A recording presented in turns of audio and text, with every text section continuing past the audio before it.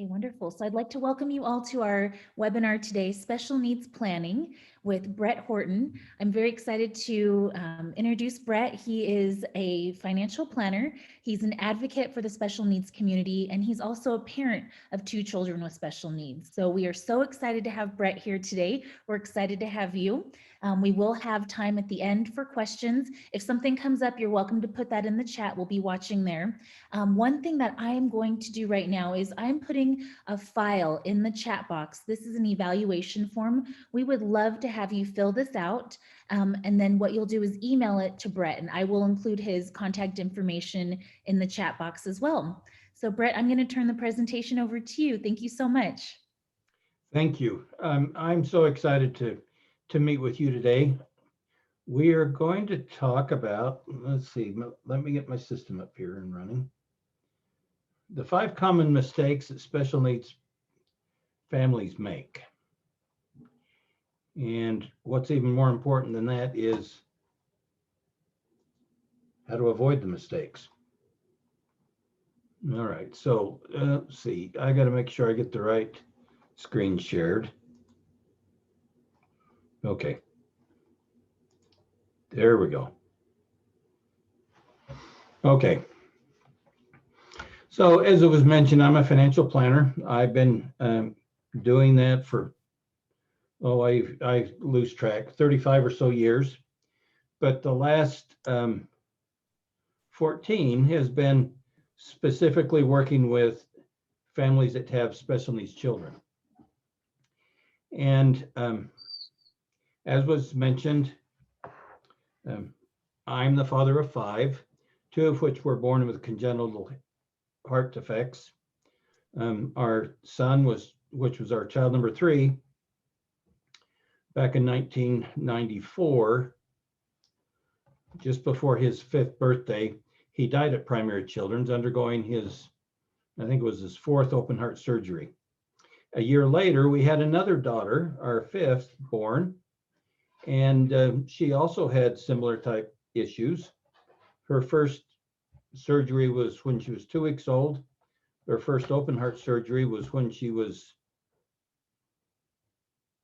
4 months old. And you think, boy, she wasn't very big. No, she wasn't. And she's also helped us understand what it's like to have traumatic brain injury, partial paralysis. And so as a family, we've had to deal with a lot of these issues. And so I can say we probably understand some of what other families go through. Not that my issues are anywhere near yours or yours near mine, but I think we have a feel that one thing is we don't know all there is to know.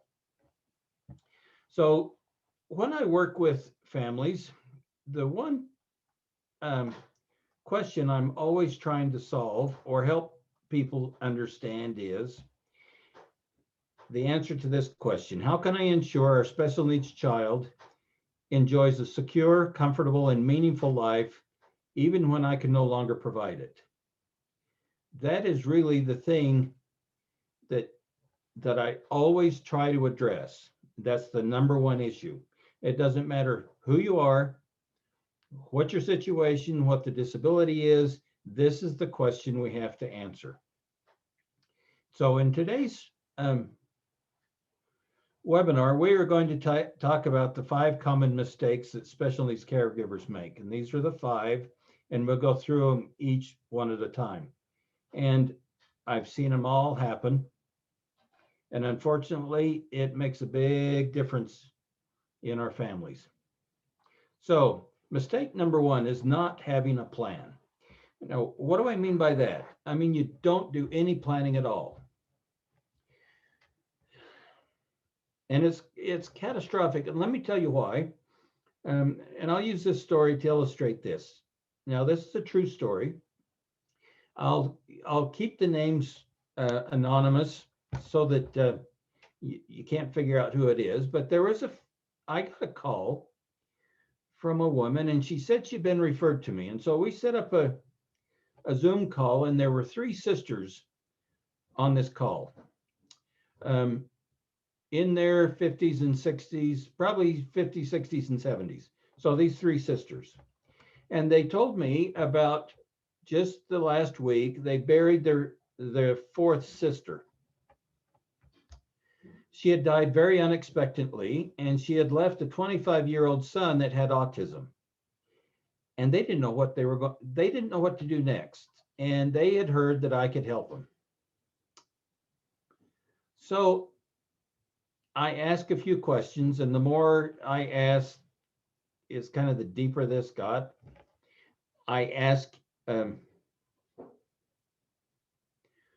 well, the first thing they told me that they weren't sure they had a will. They were still looking for their sister's will. Okay, so tell me about the son.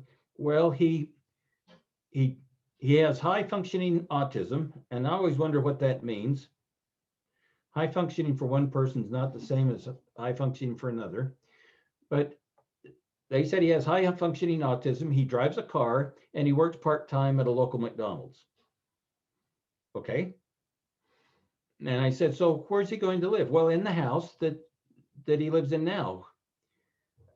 Okay. And I found out that this house has a mortgage on it. None of the sisters live anywhere close. Supposedly there's some life insurance through her employer and also retirement plans. And they think that he's probably the beneficiary for both of those, but they don't know for sure. And part of the problem they have is when there's a death like this, you can't just call up the employer and say, so who's the beneficiary on the plan? See, that's a confidential issue that you can't find out if you're not either the beneficiary or the insured. Well, the insured's gone, so it's only the beneficiary that can. So what they're waiting for is they've requested full information to be sent to the address of record. And so they're waiting for the mail to bring the stuff that they may be able to figure this out. I asked if he was receiving SSI or Medicaid, or what he was doing for his health insurance was my question. Well, he's on his mom's plan and he can keep that for 6 months. And the more I got thinking about this after I talked to him, I wondered, okay, is that 6 months because that's how soon he's going to turn 26 and can no longer be on his mom's? Or are they really going to pay for 6 months? Is the employer going to provide for 6 months of benefit? I wonder about that, and I have my doubts. And then I said, well, what's he going to do after that? Well, then he can go on COBRA. Okay, so for any of you that aren't familiar with COBRA, you can stay on COBRA when there's a death in the family. He could, like his mother, he could stay on COBRA for 3 years. After 36 months, then he's done. And if you miss a payment in between there, you're done. There's no grace period. If you don't pay it on time, you're off. And it's fairly expensive because what you have to do when you're on COBRA is you not only pay for your portion of, for instance, you'd have to pay not only the employer's portion, but the employee's portion. And that's where we get surprised because we don't realize how much the employer actually pays for our health insurance without us getting it before we ever have to pay our part. So it's really expensive. So then I said, so is he on SSI or Medicaid? And I kind of got this quiet sound like they didn't know, which probably tells us that he's not. So you think of a 25-year-old with a disability, he should be able to qualify for Medicaid and SSI, except think of all the stuff that he inherited: retirement plan, life insurance, a home. That's going to be more than $2,000, and he's got a problem. Okay. So some of the other issues that they're going to have to deal with, and if you don't have a plan, and they're going to have to deal with themselves. Okay, is who's going to probate the estate? So there is a will, or maybe there's not a will. If there's not a will, then you still have to probate the estate. In other words, someone's got to decide, someone has to go to court and get the court to change the name and the title of the home from the estate of the deceased into somebody else. And that only goes through court. Who's going to take care of dependent children is also something that has to go through the court. So taking care of all of these tail end or these final things at her life, somebody else has to step in and do that. One of the sisters, and you think, okay, which sister's going to do it? Well, what if none of them want to? Well, one of them lives in California and it's probably not convenient for her. And so the other two have to figure it out. You know, that's not something I'd wish on my worst enemy. So let's take it the next step. So who's going to be responsible for maintaining the household? If we assume that he's still going to live in the community where he's at, which is the only family is 2 hours away, who's going to make sure that utility bills get paid? Who's going to make sure that property taxes get paid?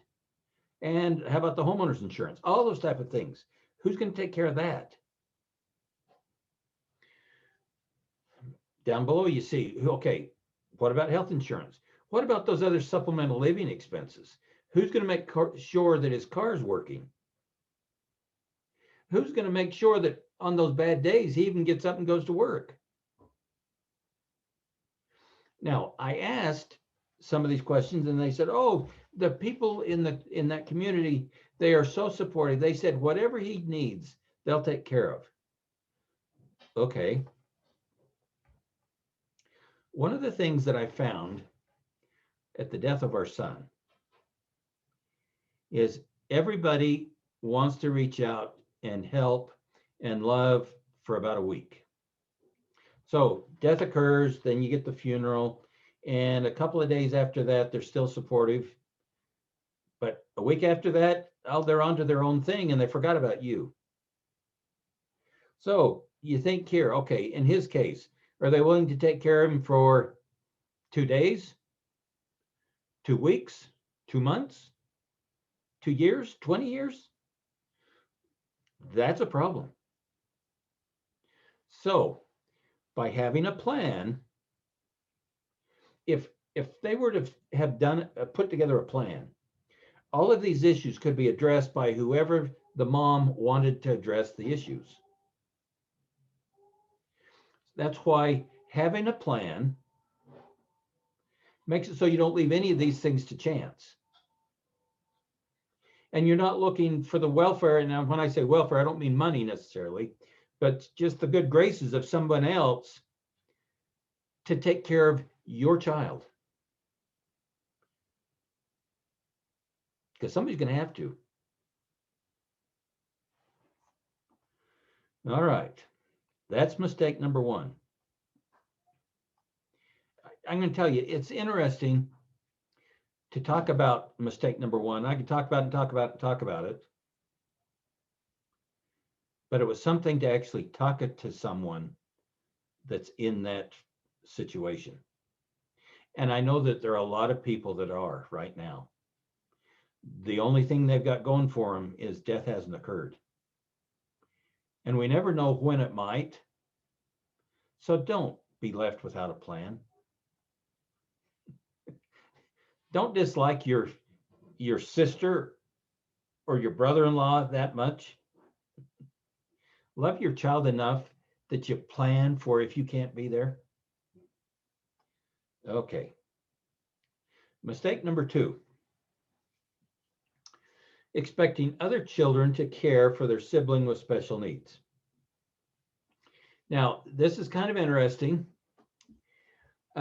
Sometimes it's appropriate to have the caregiver be a sibling. But just assuming that they will be may not be appropriate. I talked to a lady a number of years ago, and her oldest was disabled. And so it was important for her to have another child to be the caregiver when she couldn't. So it reminds me of a movie that my wife loves to watch. Maybe some of you have heard of it. Maybe this dates us, I don't know. But it's called Slipper and the Rose. And it's a version of Cinderella. Well, the prince complains because his life is all planned out for him. Where he's going to be buried, what they're going to say about him, it's all planned out for him before he ever gets started. So it doesn't matter if he's good, bad, or indifferent. That's what's going to happen. Well, it's kind of that way in that family's case. That was the younger son's lot in life, was to care for his older sister. That can be a challenge just to make that assumption, because let's assume that you have a special needs daughter and you have sons. Men are not very good caregivers. Women are caregivers. So if you say, well, the oldest son, that's going to be his job. What you're really doing is you're telling him that he better find a wife that can do the caregiving. And what if she doesn't want to do that? So just making the assumption that you're going to expect the other children to do that may or may not be appropriate. So that's a mistake people make. They need to think through that. Is that appropriate for that child that's going to be the caregiver? How will that affect, well, let's move to this. So how will it affect their spouse? How will it affect their marital relationship? How about the relationship with the other siblings that are not the caregivers? And will that affect the caregiving siblings' children and their opportunities? Will it hold them back because it takes so much effort to care for the family member with the disability? Okay, let's think of the financial situation. Will it affect either spouse's ability to have a career? So let's say you have a family that you have the husband and the wife, and they both work outside the home. But all of a sudden, they're now going to be the caregiver of someone with special needs. So the husband still stays at work. Will the wife be able to work? Or will she have to be home caring for the sibling, or her sibling-in-law? And if so, how does that affect their financial situation? And will financial resources need to provide for that sibling? See, those are all the things you have to think of when you think of, well, the sibling can be the caregiver. Mistake number 3 is leaving money to other children to support their sibling with special needs. Okay, now, let me explain this a little bit differently.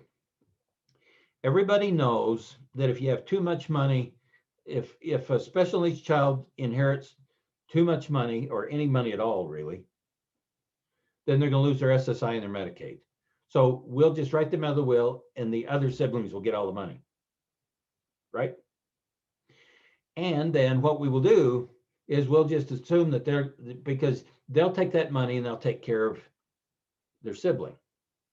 Okay, that is a big mistake, because when that happens, the money is in the name of the caregiving sibling. It's not in the name of equally, it's in the name over here. The sibling that has the money, it's now in their name. And there is no legal binding obligation to provide for the sibling. They can just abscond with money because there's no legal oversight.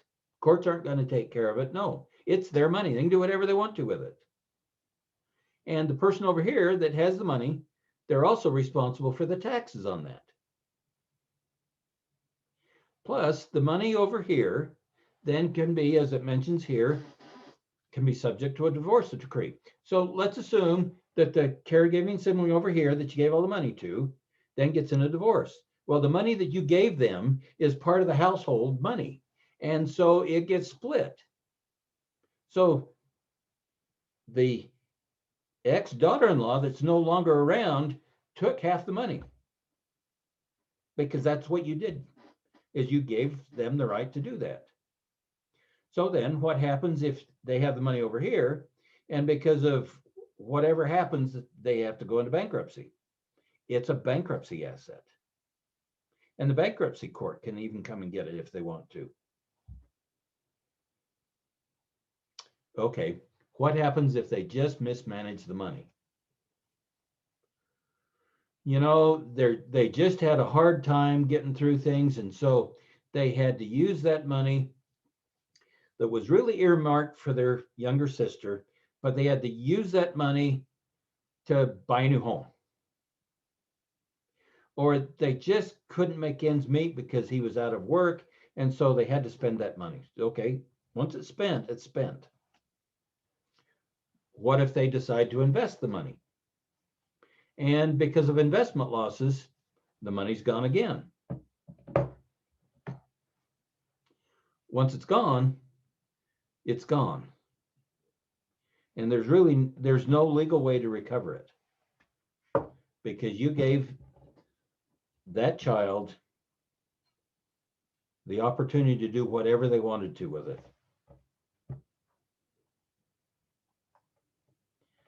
Okay, so mistake number 4, having the wrong kind of trust.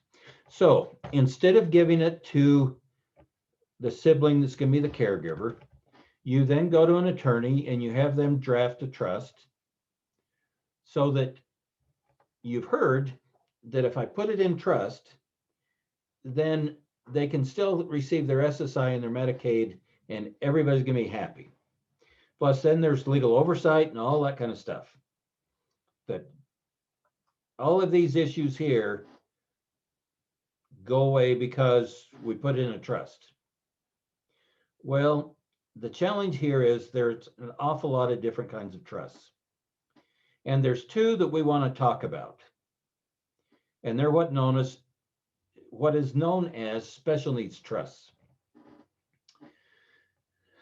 There's a first party special needs trust and a third party special needs trust. Now, you may hear them called special needs trusts. You may hear them called supplemental needs trusts. It depends pretty much on the attorney and which state you're in. But basically, if I call one a first party special needs trust and a third party special needs trust, they're going to fit in those 2 categories. So what is the difference? The difference really has to do with where the money comes from. A first party special needs trust is money that the individual with the disability has in their possession, and they need to put it in trust. Now, normally this is, in the majority of the times, this happens because there's an injury settlement. So, you know, there's an accident, and so you go see Robert DeBry, or you go see Siegfried and Jensen, or one of those personal injury firms, and so they get a big settlement for you. Well, that always has to, by law, go to the individual. Well, if they're on benefits, in other words, Medicaid and SSI, you know they're going to lose that because they just got $1 million. Okay, so we want to put it in trust. So it goes into what's a first party special needs trust, because it's the first party, in other words, the disabled person who is the person that had the money, where it goes into the trust. One of the problems with a first party special needs trust is it has what we call a Medicaid payback provision. So at the death of the disabled individual, any money that's left in the trust has to go back to the state to repay anything that was ever paid out in Medicaid benefits. And if there's anything less, then it can be distributed to other beneficiaries. But in most cases, that eats up most of this. So it has that Medicaid payback provision. Now, by law, first party special needs trust have to have that there. Trusts have to be managed by a trustee. These are fairly complicated, and there is strong court oversight. So the court actually has to approve the trust and the trustee before you can ever fund the trust to get back on benefits. First party special needs trusts have their place, but it's one of those things, if you can avoid it, it's better off that you do. The other kind that I want to talk about is a third party special needs trust. Now, again, a third party special needs trust is telling you where the money comes from. It's coming from a third party. So 3 as in third, which means the third party in this case could be you funding it for your child, or it could be a grandparent, or it could be anybody other than the child themselves. So if it's drafted correctly, there is no Medicaid payback provision, which means at the death of the special needs child, any money that's in that trust, that's still remaining in the trust, can be distributed out to whoever you said it you wanted it to go to when you drafted the trust. So if you want it to go to the other siblings shared equally, it can do that without having to go to the state. That's the big deal with a third-party special needs trust. There's no limit to the amount of donors or donations. It is managed by a trustee, and there's much less court involvement. Compared to a first party, it's fairly simple. It's not that hard to manage, and it's sure not that hard to draft. However, they have to be done correctly. And part of the problem is I've seen third-party special needs trusts written with a Medicaid payback provision, which in essence created a first-party special needs trust when you didn't need a third party, or you didn't need a first party, you had a third party. Now, I'll also bring up right here, because I forgot to put it in, the thing known as an ABLE account. Now, an ABLE account can work similar ways, because then money can go into an ABLE account and it does not count against benefits, as in, so it doesn't account against the assets, and you wouldn't lose Medicaid and SSI qualification. The disadvantage that a ABLE account has is you can only have one, and the amount of money that can go in each year is limited. It's $15,000 a year.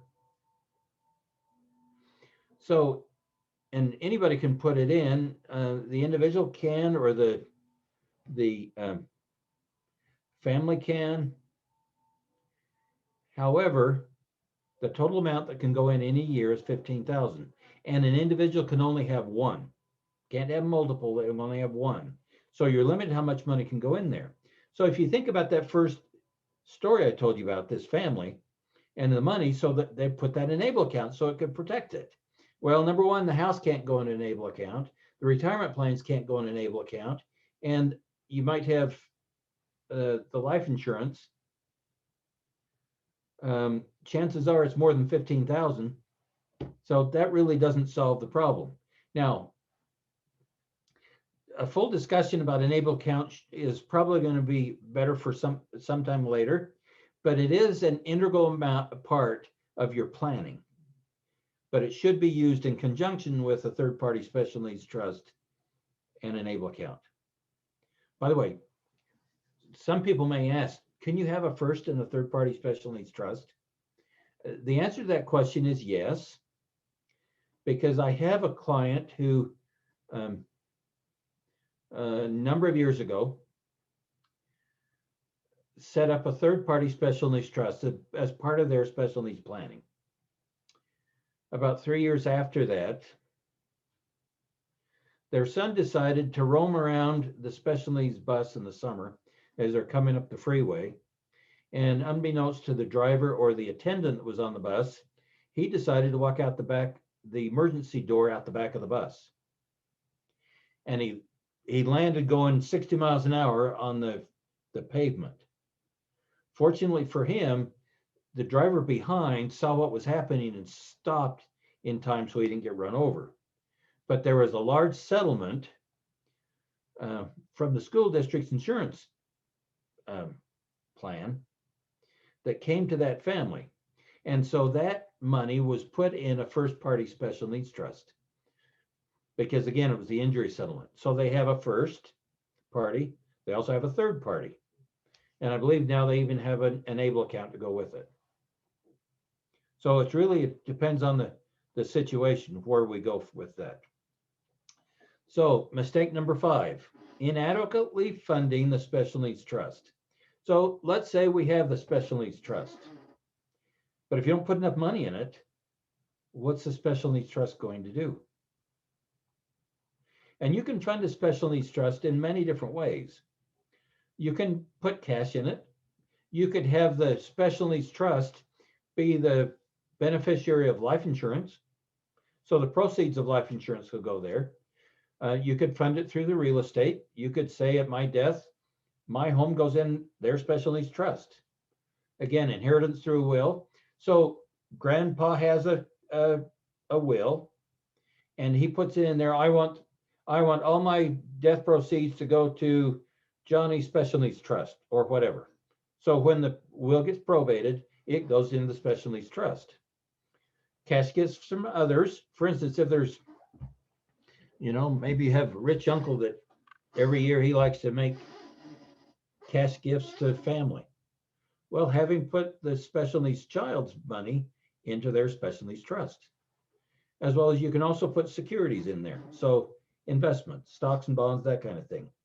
However, there are some funding options to avoid. And that's 3 I've got listed here: pensions, qualified retirement plans, and IRAs. Okay, qualified retirement plans, I mean things like 401ks, things through work. Part of the reason that you want to avoid there is the way that it has to be taxed in the special needs trust. These things have to be taxed, and they're taxed at a high tax rate, and you're better off if you have a pension that can go to somebody. If you have a qualified retirement plan or an IRA, you are better to have that go to some of your non-disabled children, and more of the other parts of your inheritance go to the special needs trust than have it equally across the board, because that way Uncle Sam doesn't get as much of it. And as we talk, and if you want to go in more detail, I can explain a little bit more why that is and how that works.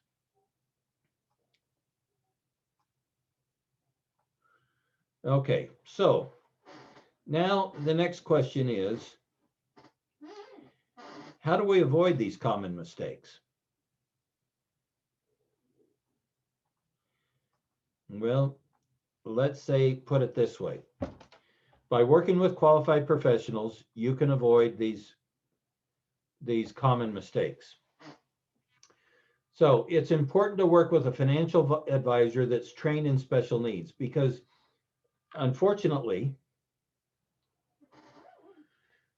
most of our comrades in arms, most of that do the work that we do, have no clue about special needs, have no clue. So the common thing would be, and I can't tell you how many times I've seen this. So I'm going to come to you and I'm going to sell you a big life insurance policy because that's going to take care of your family's needs. Okay, and you're going to say, yeah, that's a great idea because I'm just a slick salesman, and yeah, let's do that. So you sign it. So we're going to make your spouse a beneficiary, the primary beneficiary, which is who gets the money first. But then it wants to know if you want to have secondary beneficiaries. In other words, who gets the money if the spouse, let's just say the spouse dies first. Well, then we're going to put children shared equally. I would dare say that the bulk of life insurance plans right now, that's the way they're set up. Well, what if one of those children shared equally has a special need? They have too much money. And you can't change that after death occurs. You can't change beneficiaries. It's locked in stone.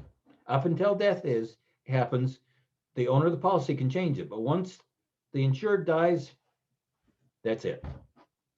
Okay, so work with someone that understands all of those issues. There's also more issues than just the money part of it. When we talk about that first story, the question is who's going to do this and who's going to do that and who's going to do that. There's another thing to think about. Let's assume that I'm going to be the successor caregiver of your child. And we've talked about this beforehand, and I agreed to do that. Well, all of a sudden, something happened to the parents of the child with disability. And I'm going to be a new caregiver. Let's say it's a 15-year-old son with autism. The question is, will it take me 15 years to figure out what it took you 15 years to figure out?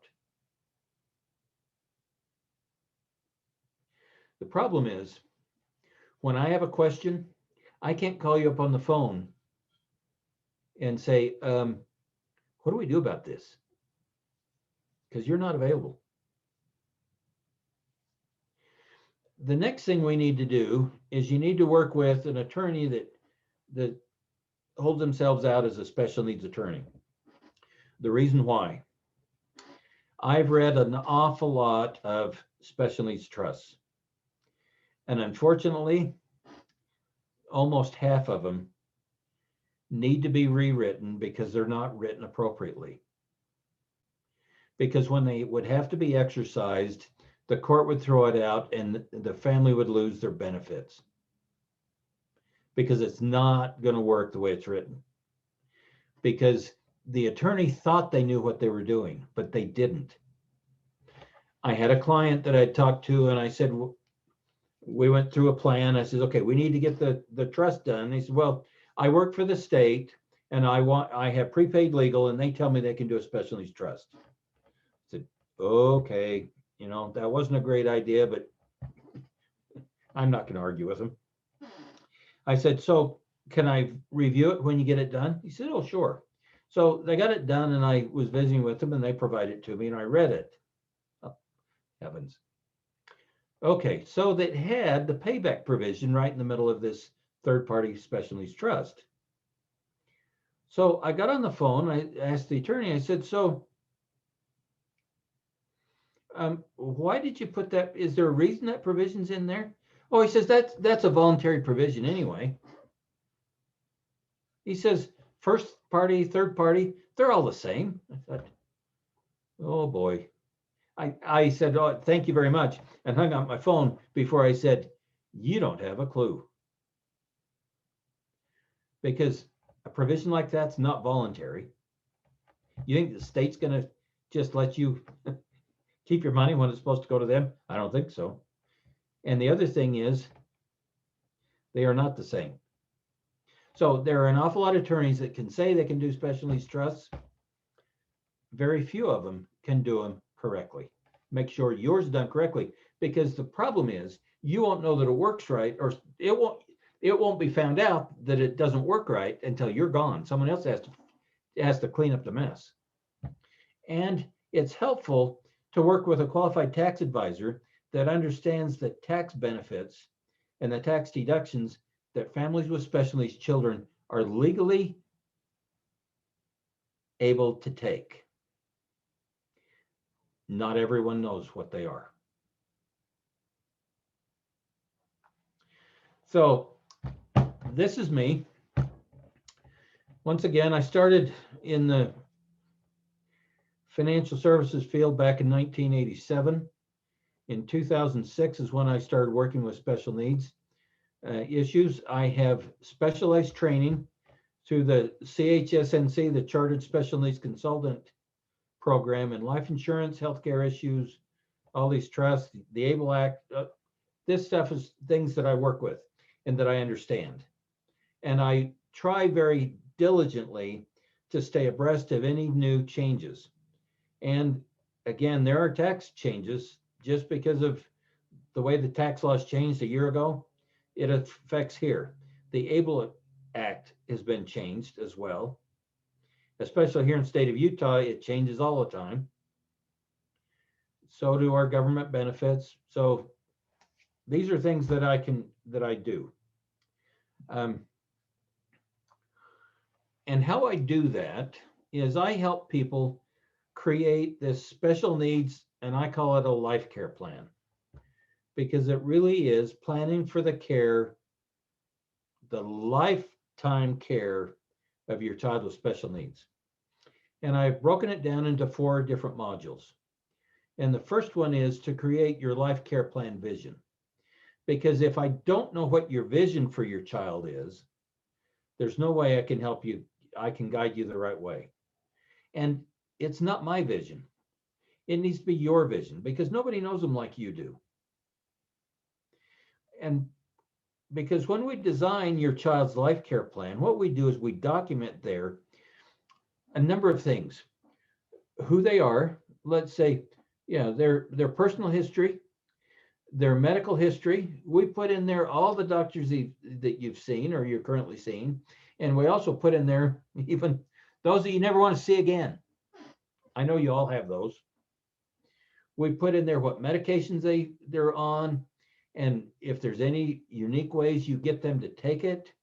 You put in there what your plans or what your desires are for the living situation, whether they're going to live with family all forever or be in a group home or something else. And there's no wrong way about it. I've had people tell me over my dead body, will my child ever be in a group home? I've also had families tell me, I can't wait till we get qualified to be in a group home. So there's no right, there's no wrong. It's just your way to do it. And so in the life care plan, we also then put your hopes and dreams for the future. We put in there what your expectations for social life would be. For instance, now I'm going to be the caregiver, right? And this 15-year-old now has been with me, let's say another 15 years. So he's 30. And he comes to me, he says, Bret, now I have guardianship. He says, Bret, I met a girl and we're going to get married. And we're going to get married down there in that, what is it, in Spanish Fork? They hear a Christian place where they have the color festival. I think, okay. You know what, Johnny? You're going to have my approval to do that, because you're not going to get a marriage license without me signing as the guardian. Okay, so that night, in the middle of the night, I'm wondering, what would his mom want me to say? If it's documented, then I know. What his religious preference would be, and what your desires for that to be, if it's documented, then that tells me what I should follow through on. In the life care plan, you'll put who works well with him and who doesn't, who his friends are, and everything you want for your hopes and things that you'd want to communicate to a future caregiver goes right there. Even up to the point where, what happens when Johnny dies? Do we have him cremated? Do we have him buried? Is he buried? Where's he buried? How do we do the funeral? Do you want a funeral? All that kind of stuff, I only can guess unless it's documented in the life care plan. Module number 3 is where we outline your life care financial plan, because think of here in module number 2. So I now have the child, right? The question is, can I afford to take care of the child? So you've given me your lifelong, precious darling. But did you put me in the poorhouse in the meantime? Or did you provide for that? That's what the life care financial plan is. So whoever is the caregiver can have the resources to provide the type of life you wanted your child to have. The other thing is we, in the life care financial plan, is we also outline how to help you be successful, because it is hard for a child to be successful in life financially if you're not financially successful in life. And we go through that as well. In module number 4, that's when we kind of tie it up and make sure the legal plan's in place.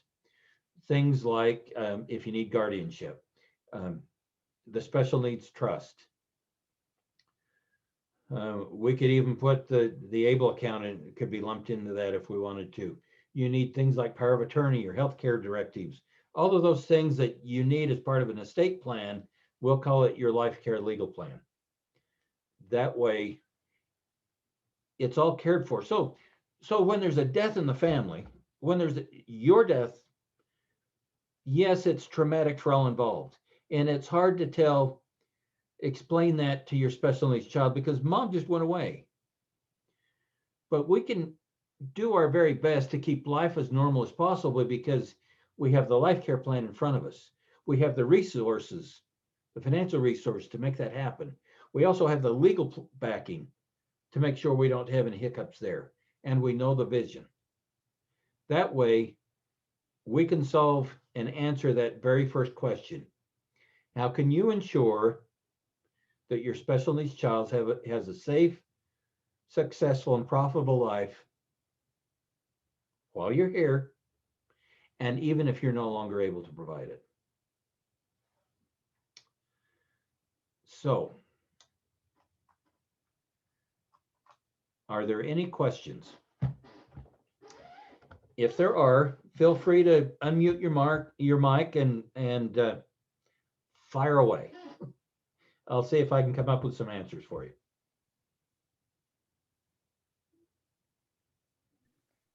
Brett, we have a few questions that came up in the chat during the presentation. Okay. The first is the first party trust like an ABLE account? Well, you know, that's a great question. And I will say yes and no. An ABLE account has the Medicaid payback provision, just like a first party special needs trust does. An ABLE account can receive money from the individual like a first party special needs trust can. But other than that, they're not anywhere near comparable.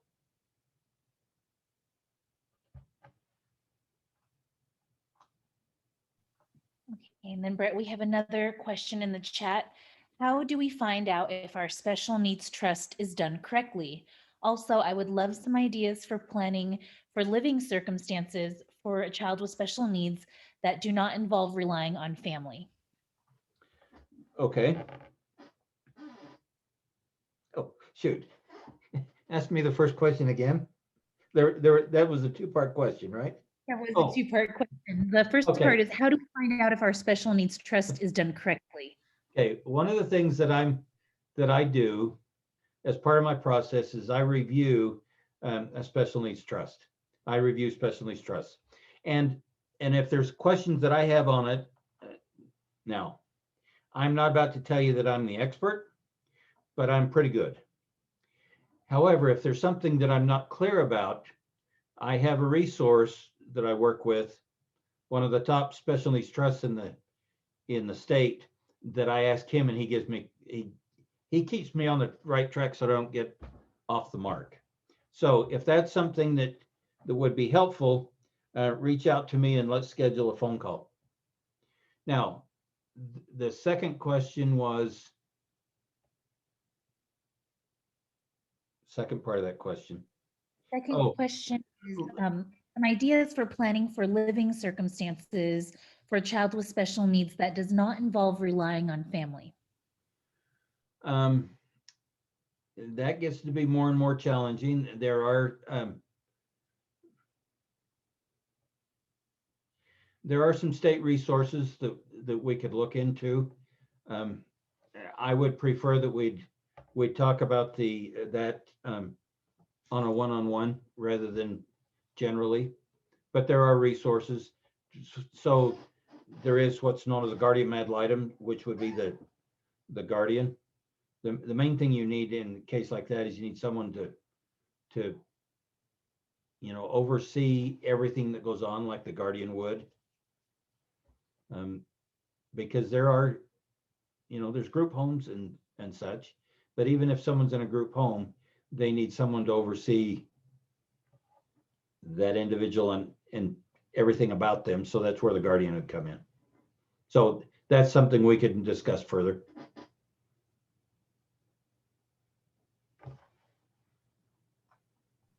Great, thank you, Brett. There's no other questions in the chat right now. So, we have one that just came in. Do you have a list of attorneys in different counties that know what they're doing? I'd like to work with someone local, but obviously I don't want to waste my time or money with the wrong person. Well, that is very, very important. And yes, I do. It depends on where you're at, which one would be the best. There are some that I know some that will do it on a remote call like this to do most of the things, so that it really depends on where you're at. And again, reach out to me and we can talk more specifically about that. I'm crazy advocate about working with competent professionals in a situation that works for you. And so the question is, what do we have to do to make it so that the competent situation works for you? And there are ways we can get around that, but it's so important.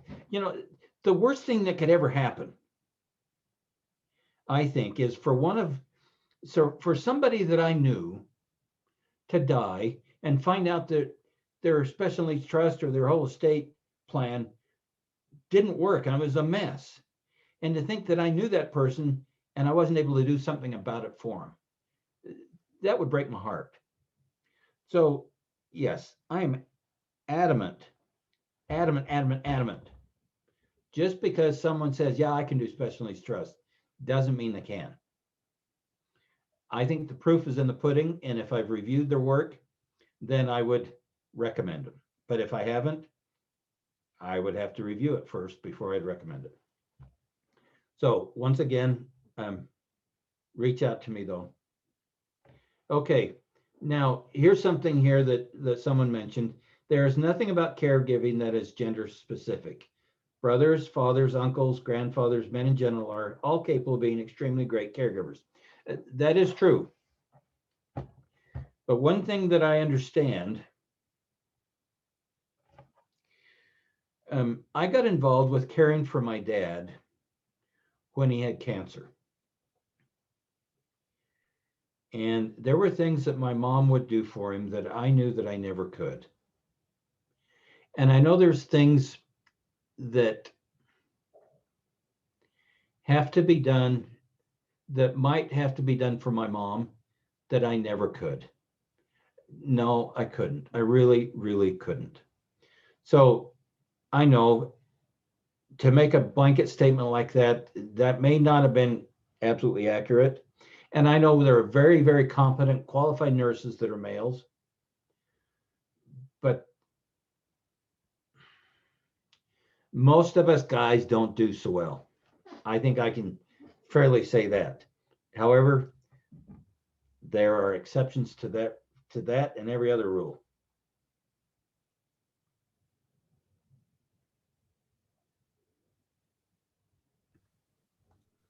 Right, we have a question that was sent to me directly here about a special needs trust for a family situation that has two parents that share custody. How does that work?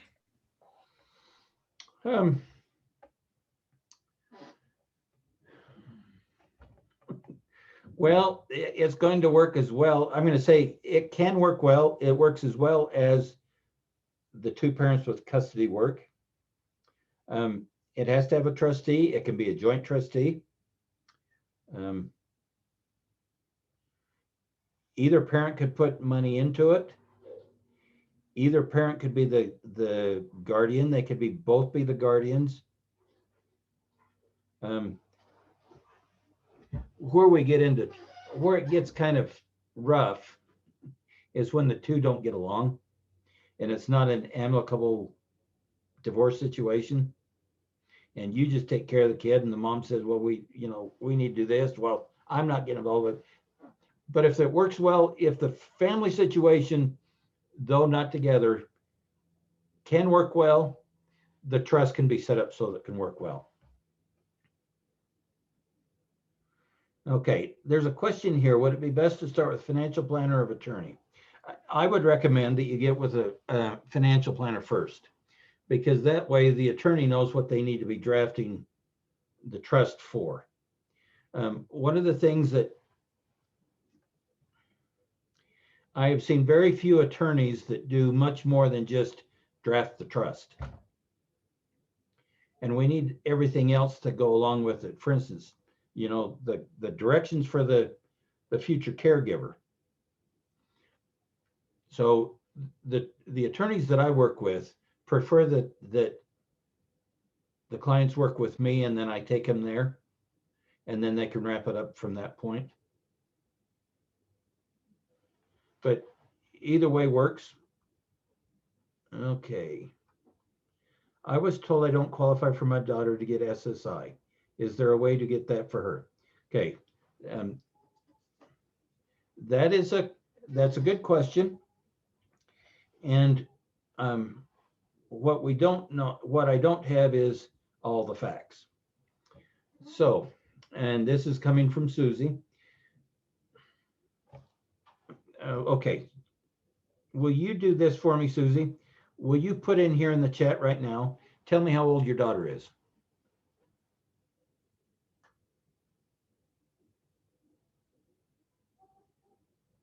Seven. Okay. Okay, here's the problem with a 7-year-old. To qualify for SSI, it's based on, well, there's 3 things it's based on. They have to be disabled, so your daughter's disabled. But then there's also the income and the asset qualification. When a child is under the age of 18, it's mom and dad's income and assets that's used for that qualification. When she turns 18, then it's her own. So it's not surprising to find that you wouldn't qualify, because if you don't, it's because, darn, you make too much money. Now, I wish you could get it, but that's what it comes down to. Your income exceeds the minimum income. Well, it exceeds the maximum income you can receive for a household your size to qualify. That's probably where that's coming from. And again, the assets has to be under $2,000. Well, you can have debt that'll take care of that, but it's probably the income thing. And so that's why the issue with SSI.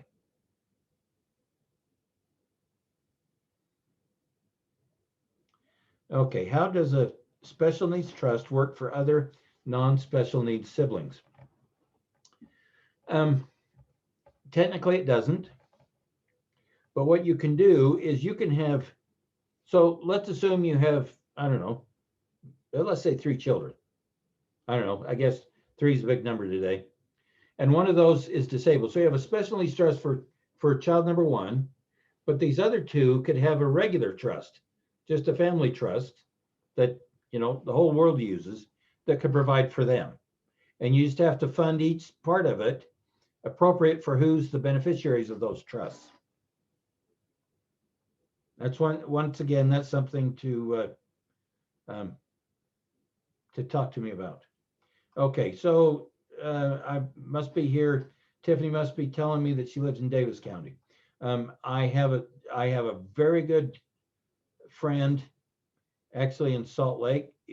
His office is actually on South Temple. That's not too far from Davis County, that I would definitely recommend.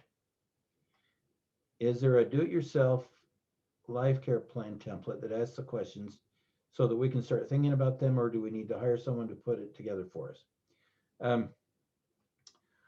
When we do the life care plan template that I put together is a proprietary form.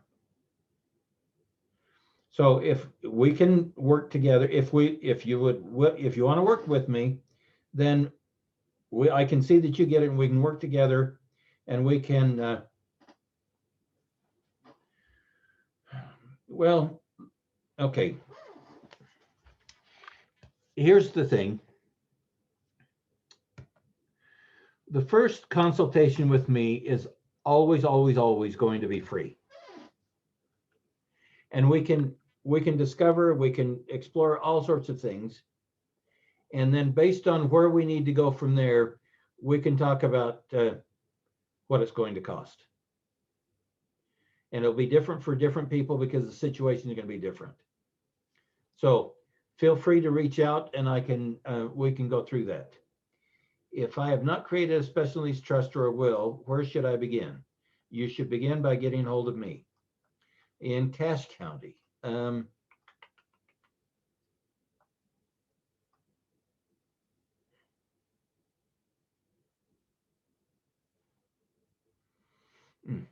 had a friend that was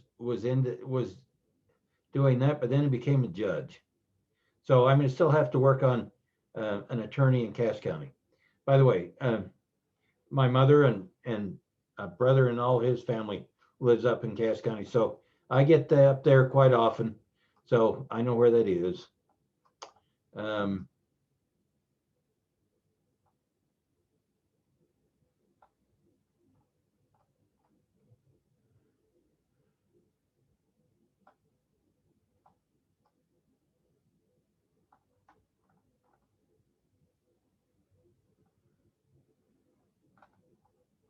Okay, I think we're through all the questions. So what I would ask of you is if you would please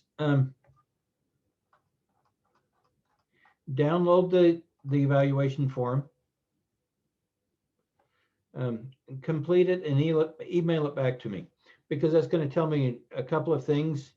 It will help guide me as I produce more of these type of webinars.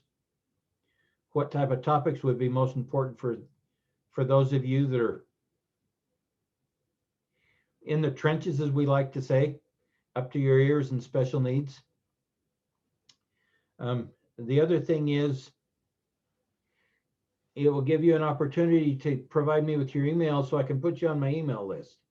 That way, when I produce this and other videos, you won't miss any of it because I'll be able to send it to you. So, Sylvia, that's all I have today. All right. Well, thank you so much, Bret. I just re-put in the form. So if you look in the chat, there's a file in there. And if you click, you'll be able to open this Word document. That's the evaluation form that Bret has asked you to fill out. I also put his email in there again. And so you've got, if you have follow-up questions, you can email Bret. Bret, thank you so much for putting together this presentation for our families today. We appreciate your time and all of this really great information. And parents, thank you so much for joining us. We hope that you found this helpful. Again, if you have someone that wanted to watch the presentation that was not able to, we will be posting the recording of this webinar either later tonight or early tomorrow morning to YouTube and to our Facebook page. So thank you again, and I hope that you all have a great evening.